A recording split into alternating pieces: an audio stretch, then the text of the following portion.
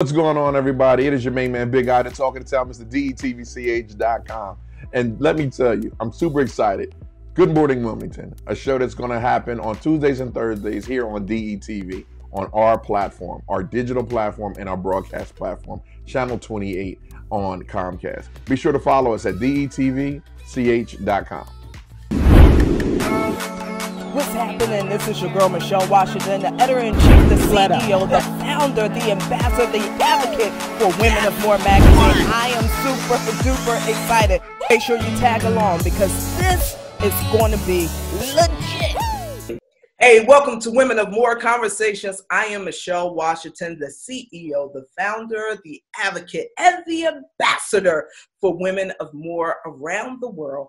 And it gives me great pleasure to introduce my first guest tonight. Her name is Demetris Curry. We have talked several times on the phone, but this is the first time that we're doing a face-to-face, which makes no sense to me.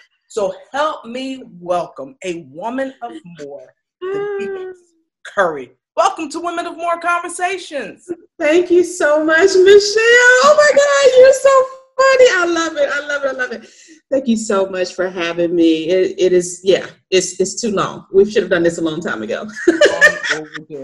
But I'm honored to be here. I'm glad you're here. Demetris, there is like 2%, because I know you into numbers and we're going to talk about that. But there are 2% of people in the entire world that don't even know who you are. Only 2%. Can you let us know who you are? Oh, goodness. Michelle, that's a loaded question. That is such a loaded question. But, first and foremost, of course, I'm a woman of God. I am a mom. I am a wife. I am a daughter. I'm a sister. I'm a big sister. And a lot of that is boss as well. Yeah. You have interns and all that good stuff and employees. But in addition to that, I am a woman who is trying to change the game for other women.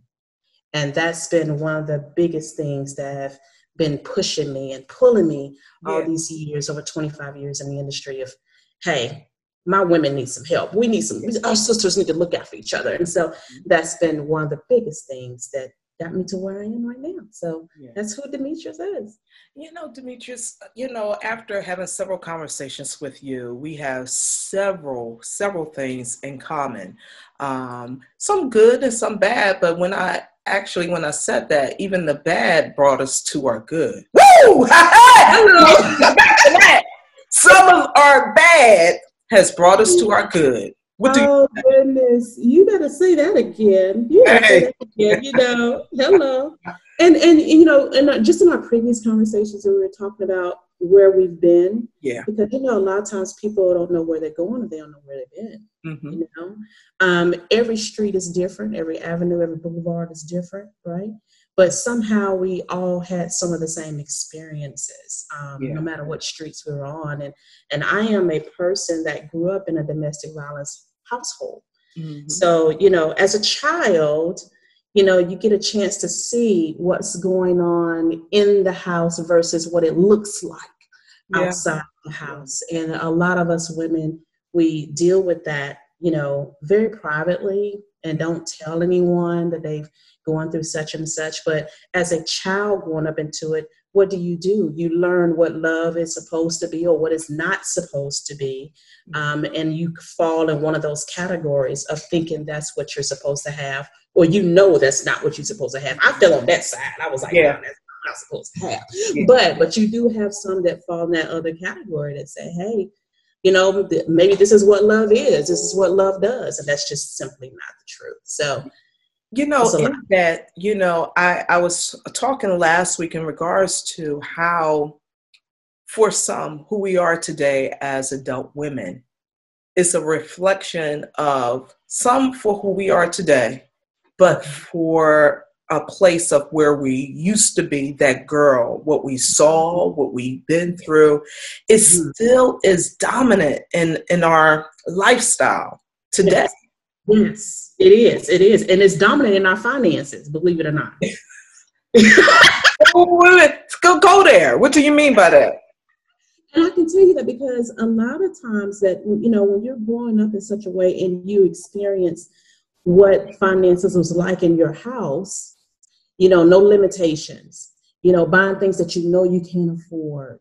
When you do get a good check or a good income tax check, you think, oh my God, I ain't gonna have this for one more time. So let me go buy the biggest thing I can possibly get, and not think about setting yourself up with that extra money for success. And, putting something to the side for savings. No one could have ever, thought of us going through an economic situation that we're currently going through.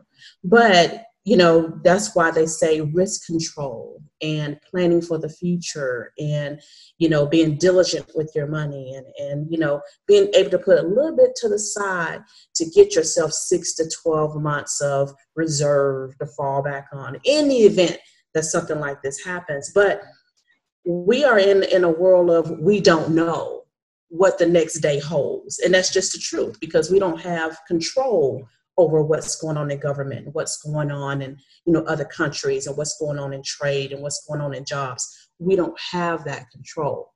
But because of the way we grew up, and we've learned to spend a certain way, and we've learned to, put away a certain way, that tends to bleed over into our adulthood if we don't get that education when we get to adulthood.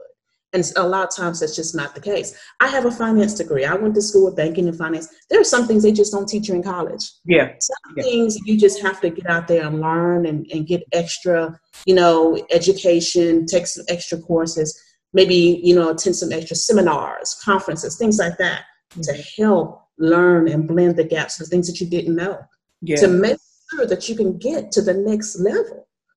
Absolutely. And I can see your point in regards how it reflects in our finances, because what we know is what we do.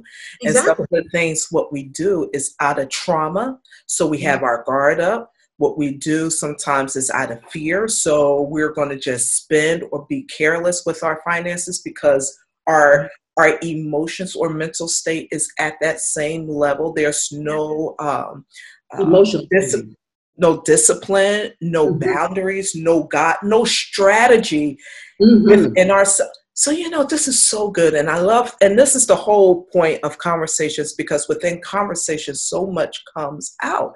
And that's why I believe, in regards to what you just said, who we are, we can't escape who we are. So who we are is just a billboard to everything that's attached to us. So how did you maneuver in that, coming from your different, your background? And what happened to me early, right out of high school, is my uncle passed, and one of my mom's baby brothers, and he didn't actually have the finances in place, insurance in place, and things like that. Well, he passed in his sleep of kidney failure. Well, what happens is when you don't have that insurance in place, and you don't have things, your family have to pull together. Yeah. And to help put you away nicely. And we had to help with that. And so, and that was like item number one, because originally I was going to school for nursing. Girl, I wanted to be a nurse. I didn't want to be a nurse. This was not my initial thing at all. I did not come out of high school thinking finances. No. But I ended up going into banking, that kind of thing, doing part-time, going to college for nursing. Yes, right. And it ended up sticking because of the situations that my family was going through. And I was like, okay, now we have to help bury uncle. Okay, my mom just got out of divorce, bad situation. She's working 2 and 3 jobs, and I can't go off to college on a scholarship, which I had a scholarship at the time. I stayed home so I could help with the finances, right? So I took a part-time job to stay home with mom. She's a single mom. My brother's handicapped. He's still living with her today, that kind of thing. And I'm like, okay, if I don't help, who's going to help? And so I learned the whole thing about, I just want to learn how to operate money for me at that time. Because mom didn't know how to tell me anything about it. She was a single mom jumping from house to house to stay safe, city to city to stay safe, right? With her 2 kids on her back and 1 briefcase. Hello. Wow. Wow. one piece of luggage, jumping from city to city. So when you do that, finance is the last thing on her mind of teaching us children how to finance. It's survival is what's on her mind, right? So because of things that happened after high school, and then, having to help with finances, I felt obligated. She didn't ask, but I felt obligated to stay behind to help as much as I could. And then to also help with the burial of my uncle. And then shortly after that, my mom's dad died of cancer, didn't have any insurance in place. Guess who helped with that? My mom did. So she ended up taking all the money she had worked those 2 or 3 jobs for in savings and put her dad away nicely, right? Charge up all the credit cards, borrow money from this place, from that place, Peter to pay Paul. You know how that go, right? And just witnessing all of that. And that first 5 to 6 years after high school, in college, was like, wake up call. I don't want to take my children through this when I get older. I don't want to be in a situation where I can't put my husband away nicely because we don't have coverage. I don't want to be in a position where I'm about to file bankrupt because his income is now gone. What do I do to position myself as a woman to stand, to be able to do whatever I need to do with my son that come in the years to come, and to just be able to say, okay, I'm not going to change my lifestyle. This is the way I want to live. I want to be able to take a vacation once a year.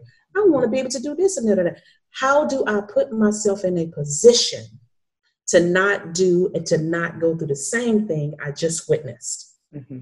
What do I do? And so for me, even though my heart was in nursing at that time and taking care of people, and I'm still taking care of people, hello. Mm-hmm. So I'm still getting that itch scratched, okay? Yeah. Still taking care of people. But I'm taking care of people in a different way to say, hey, help yourself get started. Create a foundation. It's never too late to set the foundation, right? You just got to stay consistent and be diligent and answer to yourself.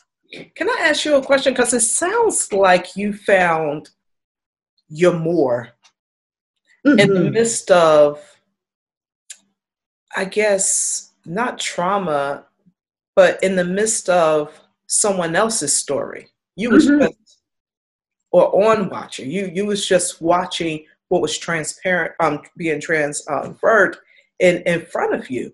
But is that true that you would say that you found your more because you're in college? This is what you want to do in nursing, but it shifted. Yeah. Out of someone else's story. It shifted. But my mom and I are very close. And so she's a local pastor in Alabama.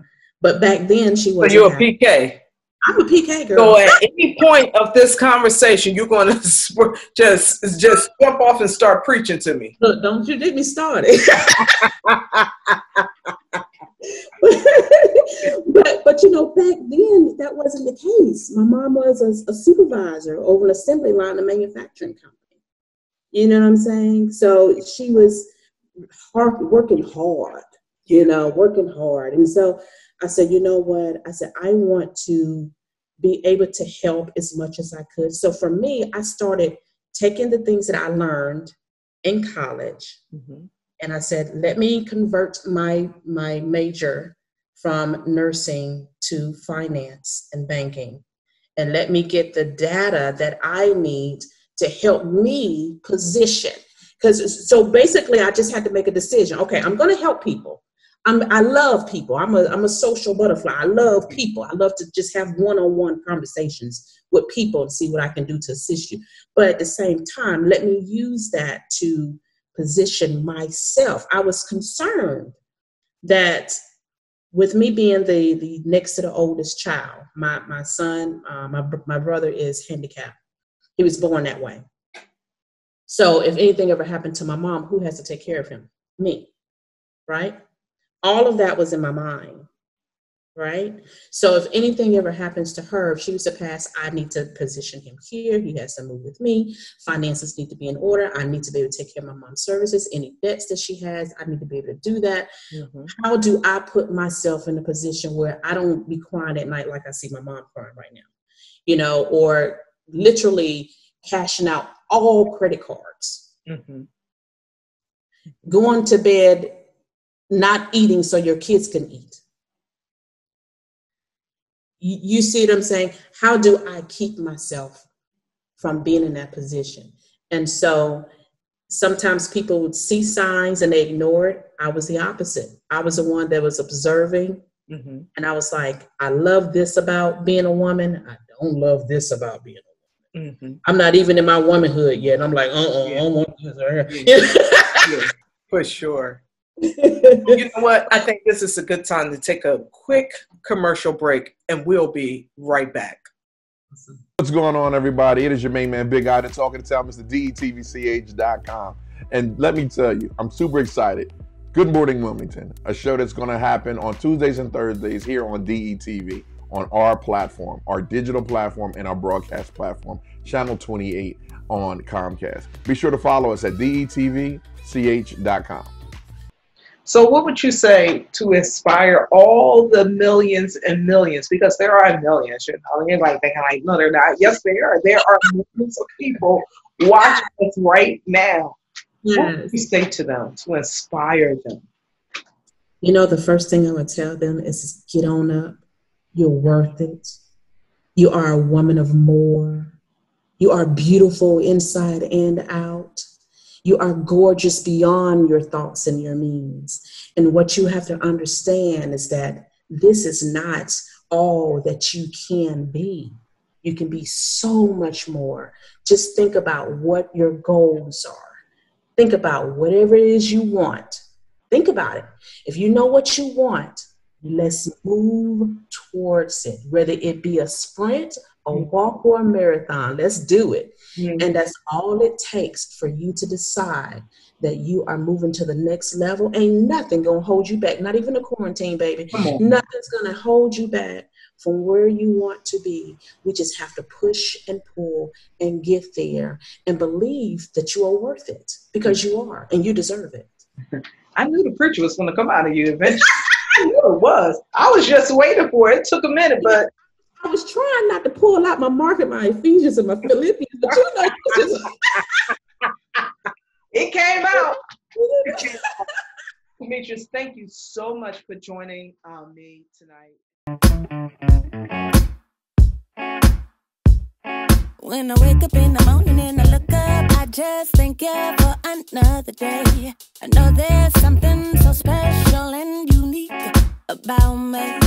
Dreaming all night about my future life, it's hard to be still.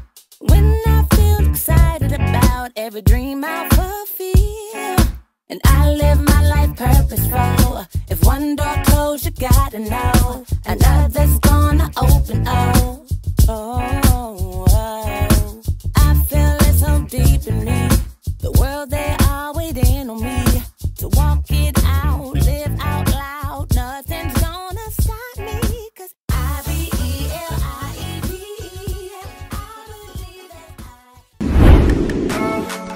What's happening? This is your girl, Michelle Washington, the editor-in-chief, the CEO, the founder, the ambassador, the advocate for Women of More magazine. I am super duper excited. Make sure you tag along, because this is going to be legit.